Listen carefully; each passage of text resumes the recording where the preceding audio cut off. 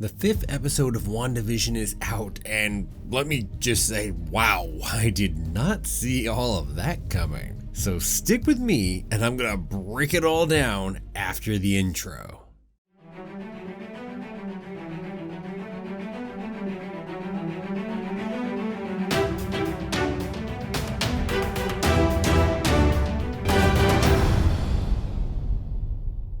Well, hello there, my name's Jeremy and welcome back once more to Freeform Disney. Now it is time to break down episode 5, and I can't say that I expected a return to normal for WandaVision, but even so, plenty of surprises I didn't expect popped up this time. So we're back into the world of WandaVision, and out and in, and well, hey. Wow, so much happens in this episode. There is so much to talk about, so many Easter eggs, so many things to, well, raise even more questions and make more theories about what the heck is going on. So, hey, without any further ado, here is what went down. So we jump in on Wanda and Vision having to deal with crying baby twins. So hey, it's fun comedy time, right?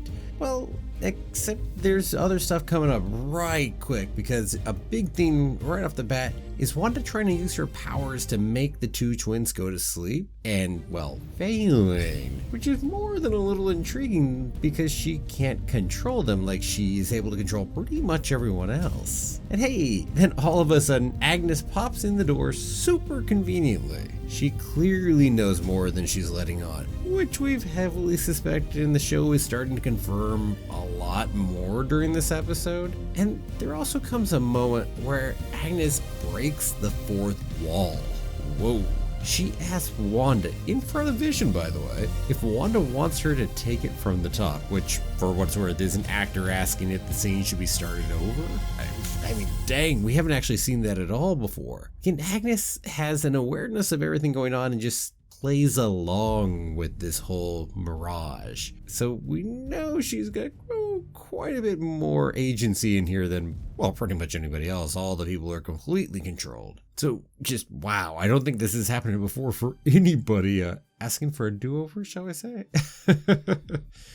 Yeah. Oh, and for what it's worth, still probably further confirmation that she is probably Agatha the Witch from the Marvel comics, and some more Ralph references. Mephisto, maybe? You gotta wonder. But anyway, things move on, and hey, everything's back to normal, except for the fact that children have now all of a sudden in an instant turned to 5 years old, because that's normal, that's what babies do. And then Agnes, who's still there, who apparently has no problem with the fact they're 5 years old, just hey, you can't control them no matter how much you try. Which Wanda is trying to do with everything, so I love the line. And now after much delay, it's finally time for the title sequence. I actually was wondering if we weren't getting one just because it was delayed so far in here, but it makes sense. We wanted to show the kids not as babies, so yeah. Fun title sequence like they always are, in a different style, certainly Full House references and other old sitcom references from the 80s and whatnot. And then there was a really interesting piece actually, because it started out with Wanda trying to paint color into Vision. How very, very on the nose that felt. After all, that is the entire reason she's here, right? Yeah. And then we're back out of Westview, so off to everybody else, Sword and company. Monica Rambeau is back to consciousness, and well, we get to hear a lot from her about what she remembers, and she actually remembers a lot more than you'd think. Well, pain and Wanda's voice in her head, to be sure, amongst other things, and really just grief and a hopeless feeling that kind of kept her down and in control while she was in there, or under control rather. And here's an interesting one. Now this I think is huge. Her x-rays turned out completely blank. Now this was over in a flash, but I don't think this was just a tiny little throwaway thing, because in the comics, Monica Rambeau all of a sudden at some point got superpowers one day after being hit with extra dimensional energy, some supervillain weapon or something or other. Anyway, she then gained the power to turn into different types of energy, and I'm making a bet here that that is why those x-ray images were blank. After all, when you think about the energies that are at play in there, between Wanda and the Mind Stone and whatever else might be going on, yeah, that might just be the origin of Monica Rambeau getting her powers. That, heck, pretty cool. Right there, just a tiny little thing that you blink and you miss it. So that might be coming up more here later, or in other shows or movies, or who the heck knows what all. Very cool. Oh, and one more blink and you miss it, and this is an even tinier quick blink if you miss it. Well, during the montage of what's going on inside Monica's head and her memories back, there's an image that we never saw video of in a previous episode. Wanda's outside crying in this image, and we sure as heck never saw that. I just have to say, it's so bizarre, and I wonder if this is going to come back into play later, if we're going to get to expand upon whatever scene that was. Maybe we'll get to see some more of what Wanda's not been letting us see. See more of those pieces that she's been either editing out or rewinding time, or etc, etc. But yeah, that was an interesting one right there. Okay, moving right along. I can say we're setting up our good old sword director Tyler Hayward to be a bit of a dick and assume the worst of everything. Interesting. Wonder why. Now, in fairness, he might have at least a little bit of a reason for being that way here in this case, considering that he reveals that 9 days before this, Wanda broke into Sword headquarters and stole Vision's body. Wow, multiple things to unpack there. First off, this means that yes, Wanda is definitely animating his dead body and trying to bring him back to life, which also means she had sex with his dead body. Right.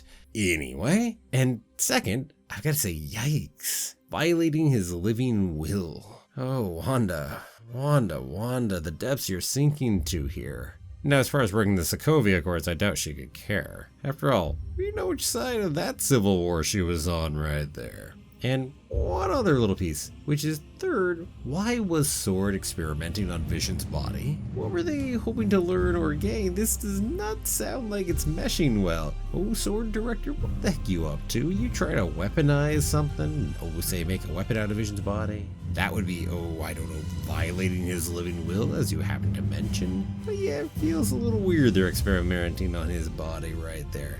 Yeah. After all, you can't just say it's an autopsy or something like that, because remember, he's been dead for over 5 years. For Wanda, it's been way shorter because she was blipped out when Thanos went and snapped her out of existence. But to my knowledge, Vision, who would have been dead at that point, probably wasn't blipped out of existence, so yeah, that means he's been around for a while, and all of a sudden Sword is dissecting him. Interesting. Yeah.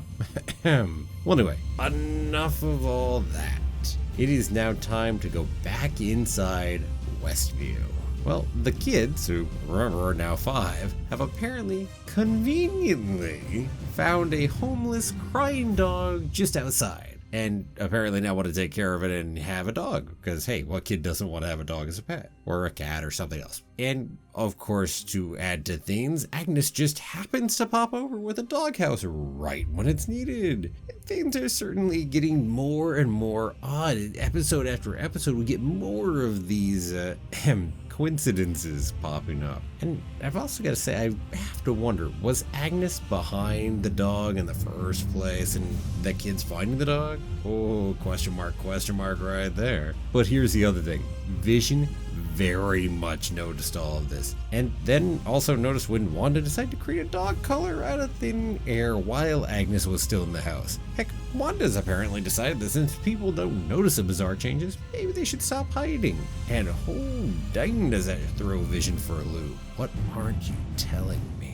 And that's definitely one of the big themes of this episode, is Vision really catching on more and more and more onto what's going on until, well, it explodes late on in the episode. But first, guess what? Those kids, those 5-year-old kids, not anymore. Now they're 10 as they age up in front of everybody because, hey, they gotta be old enough to be able to take care of a dog, which they apparently seem to have some control over the ability to age up. Now, that's intriguing. How the heck do they have the ability to control how fast they age? Oh man, so many questions right there too. And well, hey, we've got 4 more episodes. I'm sure we'll get some answers to that in the next few. But man, we're 5 episodes in and we're still getting new question after new question in here, right? Oh, I love it.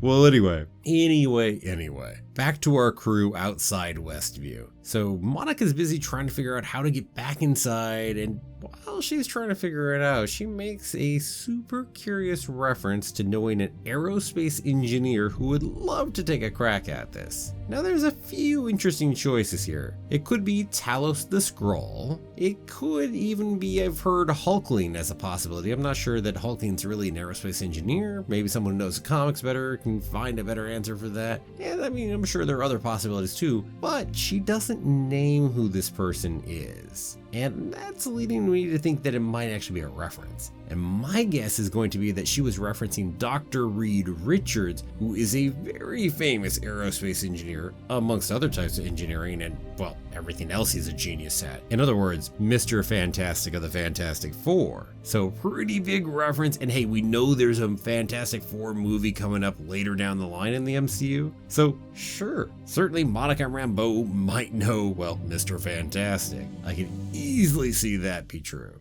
And hey, while we're at it, we have our first use of the word hex, because apparently Darcy is really pushing the word hex to be used because of all the hexagons and everything. And by the way, in the comics, that's relevant because Wanda uses hex magic in there. So catching some similarities here, whether they're just references or bringing pieces in, definitely cool. Oh, and hey, side note, Agnes still has no ID on the board. So they certainly still haven't found out who she is. And I'm going to circle back to that later once we get through pretty much the episode. We'll get back to that. And hey, for another quick little Easter egg, Monica has one hell of a reaction to Captain Marvel being mentioned. Not sure entirely why. Is it just because she blames Captain Marvel for not being there when her mother died? Being that we know Captain Marvel wasn't affected by the blip. And there's an interesting question. Again, considering how close her parents were, how much Monica looked up to Captain Marvel as a kid. So there's some interesting questions sitting in there, and I'm 100% sure we'll get back to that later. No, they're not necessarily in this show. Maybe that'll have to wait even until Captain Marvel 2 till we really get a reckoning on what Monica's reaction was to Captain Marvel here. At any rate, I'm sure it'll come at some point. And now we get to move on to answer a big question that I have been wondering about regarding this show. Wanda is not just maintaining an illusion. We find out here that she is actually changing reality. I've been wondering this one when we've seen the jump rope, we've seen other people's clothes change, etc., etc. But we find out because Monica's pants that she was wearing inside Westview, well, guess what? They're now bulletproof, showing that Wanda is rearranging matter, and well, that bulletproof vest became bulletproof pants, amongst other things. Wow. Talk about power levels right there being used. And the implications with her being able to make those kind of changes are huge. Not just making an illusion, but if she can change things wholesale on this kind of level, wow, what she could do. Yeah, this is the uber powerful Wanda that certainly the comics have known and led to giant events over there. And hey, don't get me wrong, Wanda's already immensely powerful. As I've mentioned before, and hey, they even brought up in the episode her fight with Thanos right there, and who she could have wiped the floor with, frankly. Yeah, so look at her power now. And this is, even without somebody else being involved, she's still incredibly powerful. Well, back into Westview we go once more. And we get another really odd piece. I swear that seems to be the theme here, is odd piece after odd piece after odd piece. There is so much going on. Back to everything's kind of going off the rails in a way that we have not seen in these episodes before. So anyway, Vision is over at work, and an email comes across the new computers they're installing, because it's an email from Darcy talking about the Maximoff anomaly. Now, why the heck it shows up on these computers now? That's an interesting question. Certainly Wanda wouldn't be doing it. And to be honest, I don't think this was actually a plan from our people on the outside. The email isn't addressed to anybody inside, and I think it would be otherwise. It just happens to be pulled in. I'm making a guess on Agnes here, because whoever's manipulating Wanda, and I'm still assuming that's going on, wouldn't want this to happen. Wanda wouldn't want it to happen. So Agnes, who we assume is Agatha the Witch, might be trying to go ahead and break this out, might be trying to get through to Vision, and this would be a way to help do it. Either that or it's a really weird coincidence. And by the way, it's not just an email showing up, because something really weird happens. All of the people over in Vision's office start reading the email out loud, like they are essentially Borg sharing a hive mind. Hey, no resistance is futile, but still. Whoa, that was a creepy, weird scene too. Well, that's not it, because Vision, he's really starting to catch everything going on here and really wanted to know more. So he actually uses his powers to pop his coworker Norm out of the mind control. And what we find out is, well, pretty downright freaking scary. Norm is essentially having a breakdown at this point, begging Vision to make Wanda stop, saying that she's in his head and he's in so much pain. And heck, he apparently even knows that what he's doing is none of his own doing, that he doesn't even have that control. Yikes. So, holy shit. What Wanda was doing was, well, frankly, very wrong already. But now we know she is essentially torturing thousands of people in this town, and they're in constant pain. Wow. Dang, Wanda. Ay. What more is there to say right now, right? Well, anyway, unsurprisingly, Vision goes ahead and returns Norm to normal, but dang, he is shaken.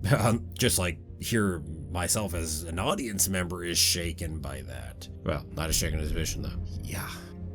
And with that, it's back to Wanda and the kids. Hey, it's gonna be good times. No, because that's not how this episode's going at all. Because once again, she can't fool the kids like she can fool most everyone else. Because heck, she tries to tell them Vision's at work because it's Monday. But the kids know full well it was Saturday in the morning, and so no luck fooling them, even though this would work on pretty much anyone else. And this is going to be a great element. I'm curious to see how this plays out over the next few episodes. And then there's another interesting piece, because Wanda having a brother comes up, but there is no giant freakout out of Wanda. She just says her brother is far away, which makes her sad. Well, that's odd, considering her reaction the last time Pietro was brought up. Now, I think this is again evidence of someone else being able to influence her and control her a little. And no, I don't think it's Agnes. Because again, Agnes's motives do not seem to be in terms of trying to stop Wanda from finding out or stop her from really coming to terms with whatever's going on and getting out of this. So yeah, someone else right there.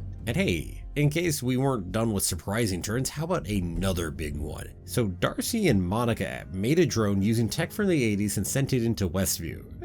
But the director apparently had a missile on it and tries to kill Wanda. Yeah, you can guess how well that went. Right. Yeah, the show's over. No, of course it's not. Well, and here's where it gets really surprising. This is the spot that really got me. It's not that, but Wanda actually leaves Westview and confronts them. I would never have expected her to actually walk out of that bubble that's surrounding Westview. She gives them her one and only warning. And, well, then turns all the guns that are pointed at her toward the director. You gotta say, making your point pretty clear. And I also gotta wonder, foreshadowing his eventual death maybe? He's not gonna stop. And if Wanda does go there, oh, can you imagine if she kills the director of S.W.O.R.D.?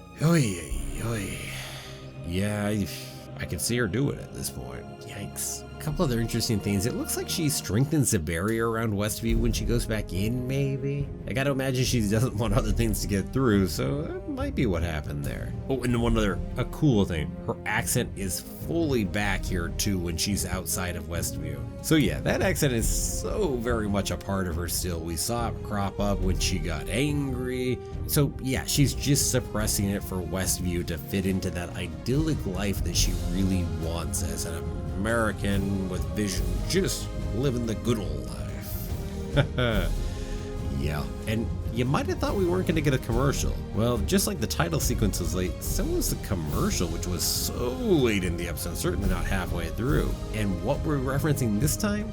Lagos. I'm actually surprised we skipped Ultron. The first one went ahead and did Stark, then we essentially had Strucker, Hydra, and then a generic Hydra one, and then where I thought Ultron would have gone next, no, it's onto Lagos. Again, these are all things that have heavily affected Wanda. Painful events that have affected Wanda during her life. Yeah, Lagos, for when you make a mess, you didn't mean to. That's, by the way, where over in the beginning of Civil War, where Wanda tries to get rid of the bomb that's blowing up and get it out away from the whole town square. She saves all those people, but ends up killing a delegation from Uganda, which leads to the final straw for the Sokovia Accords, etc., etc. So big giant pain and regret right there for her. And hey, with the commercial over, we're back, everybody. And Agnes seems to be exerting her influence, I think. I'm pretty sure she's behind Sparky the new dog, having come into the whole thing. And then, well, Sparky apparently ate some of her azaleas and died, and she was holding Sparky right there and bundling him up. Man, she's heavily suspicious in the way we came upon her there. I think she's trying to help Wanda.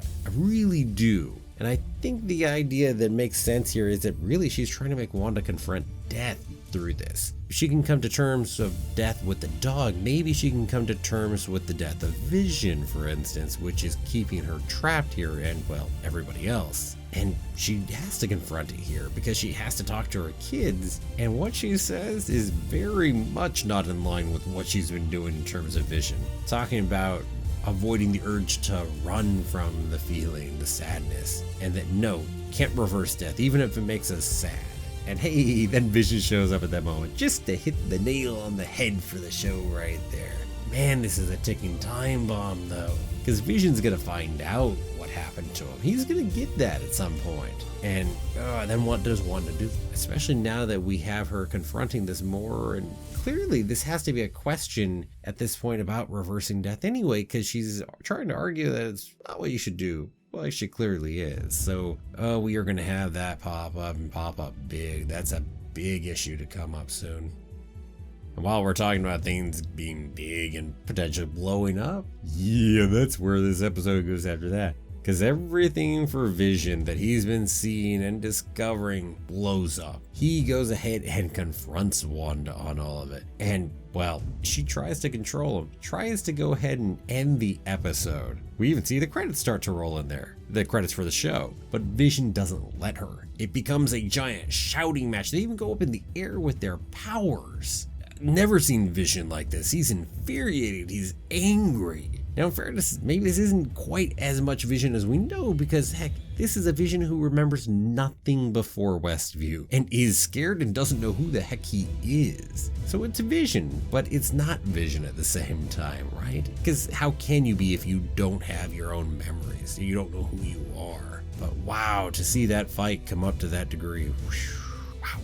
And then we get what I think is probably finally some truth out of Wanda. Because after that fight, I think she's actually legitimately being honest with Vision.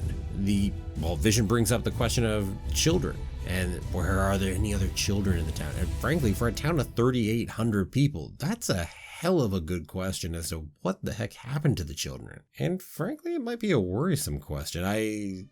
With how dark this episode and, well, the show as a whole can be, I'm a little worried what might have happened to those, well, probably at least hundreds and hundreds of kids. Yikes. But anyway, out of Wanda, she clearly says she doesn't know how this started. She isn't able to control everyone and everything here. And I believe her on this. I think she's telling the truth here. And they're having a really serious moment, and Vision gets down on his knees and seems like he might actually be getting through to Wanda. And then the doorbell rings, because of course the doorbell rings. Yeah. And back to, I don't think this is Wanda having done this at this moment. Certainly not Agnes, it doesn't fit her motive. I think this is our third party here. Oh, and this isn't just any doorbell. This is giant reveal time. Because who's out the door? It's Pietro, her brother from the Fox Marvel universe. So enter the multiverse, ladies and gentlemen. It is finally happening. Now, we'd heard word of Evan Peters casting in the show, but still, wow, it's a giant revelation. Now there are a few possibilities here, but I think the most likely is that he actually is the Pietro, or should I say Peter Maximoff from the Fox Marvel universe, which I think is going to become an alternate universe to the MCU.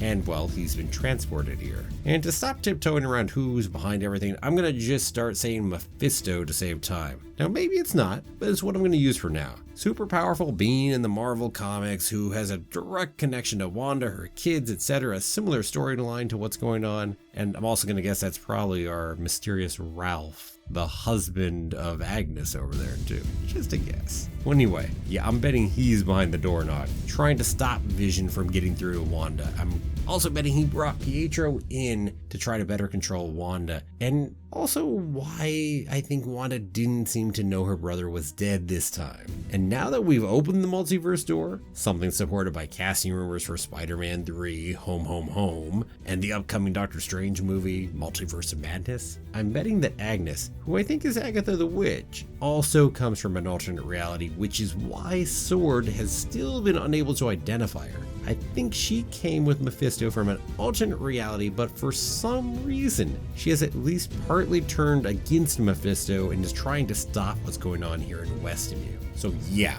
there's my theories for the moment.